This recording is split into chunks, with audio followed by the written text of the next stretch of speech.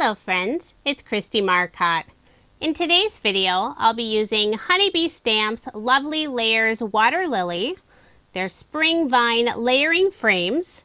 For a sentiment, I have Be Still, the stamps and coordinating honeycut dies, and for pattern paper, using one of my favorite collections, Grain and Grunge.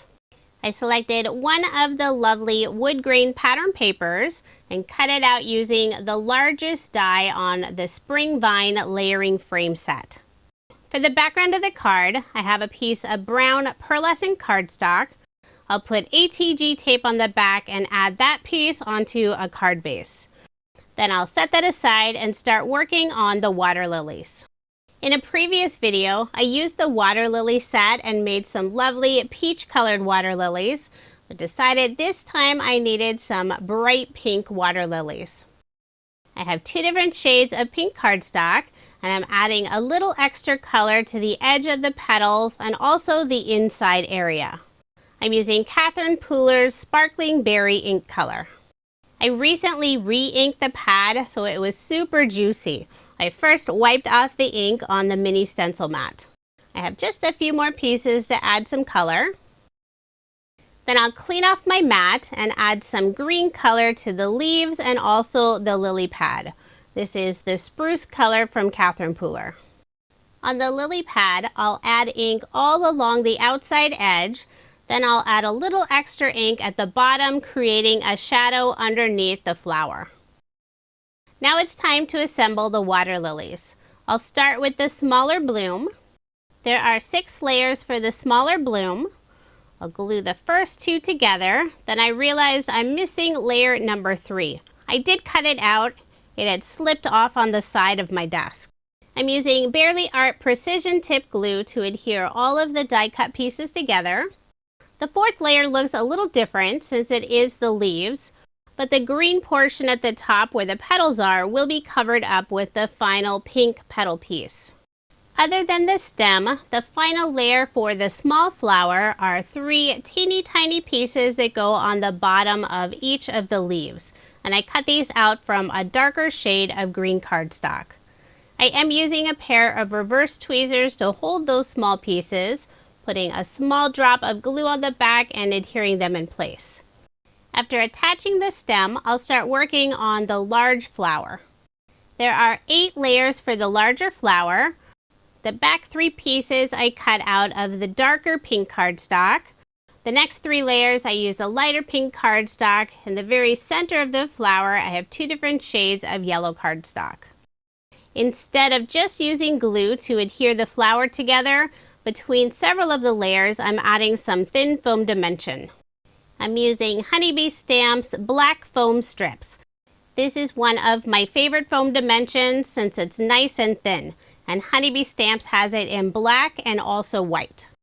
I have just a few more pieces to adhere, 2 pieces for the very center, and the final piece of the flower I will pop up with some foam dimension. Now I'll put glue on the bottom of the flower and attach it to the lily pad, more on the left side. For a little extra detail on the flowers and also the wood grain background, I'll be adding a white ink splatter. I'm using Winsor & Newton ink. This is a drawing ink.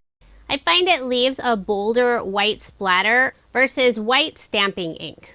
I have one paintbrush that I use with this ink, and I think I forgot to rinse it off last time, so the bristles were really stiff. It took me a moment to soften them before I could do the splatter. Once that's finished, I'll set all of those pieces aside to fully dry. Now I'll start working on the sentiment, and I've already stamped out Thinking of You. I'll be cutting it out using the coordinating honeycut die. I'm using Honeybee Stamps Bitty Buzz Cutter. I love this cute die cut machine, and it fits nicely on my craft desk. To hold the die in place, I'll use some tacky tape, and I'll run it through the die cut machine. It cut out perfectly, and that always makes me happy. I can't always trust my eyes when I'm lining up the die. Now I'll add the wood grain panel onto my card base. I'll put glue along the very outside edge and also some in between the intricate design in each of the corners. Then I'll adhere it in place. and you'll see that beautiful brown pearlescent cardstock peeking through. Now it's time to add the water lilies. I'll start with the smaller flower, and I will be popping it up using Honeybee Stamps black foam dots with the tab. This is the thinner version, the 1/16 inch. I'll put one on the back of the smaller flower and a couple on the back of the larger flower. Behind the lily pad, I'll add a black foam strip. I'll remove the release paper, put glue on the back of the stem of the smaller flower, and I'll adhere that in place first in the upper right-hand corner. And I'm holding the larger flower up to get the placement correct. Once that's adhered, I'll add the larger flower. I love how the pink flowers really pop against the wood grain background. Next, I'll add the sentiment, thinking of you. I cut down one of the white foam strips to put behind the word thinking. Behind of you, I'm using some thicker foam dimension. I'll remove the release paper and adhere it in the lower right-hand corner. The word thinking will be sitting on top of the lily pad. To finish off the card, I'll add some pearl stickers. This is from the Ocean Waves collection. I'm using the light tan color.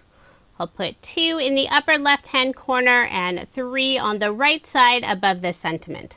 They do have adhesive on the back, but I am adding just a small drop of glue to make sure they stay in place. So there is my finished card, and I did make 2 using this design. I love how this one turned out. The pink looks so nice on the brown wood grain. Honeybee Stamps lovely layer dies are some of my favorite to use. If you are interested in any of the products I used in this video, I do have links provided in the description box below. Thank you so much for watching, and I hope you have a wonderful day.